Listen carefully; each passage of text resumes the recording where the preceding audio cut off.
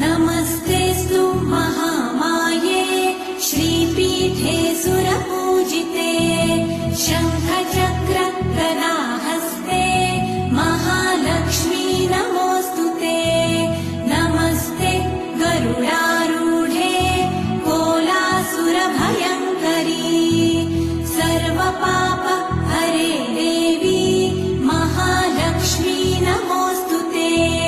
महादेव्यै च विद्महे विष्णुपत्न्यै च धीमहि तन्नो लक्ष्मी प्रचोदयात्।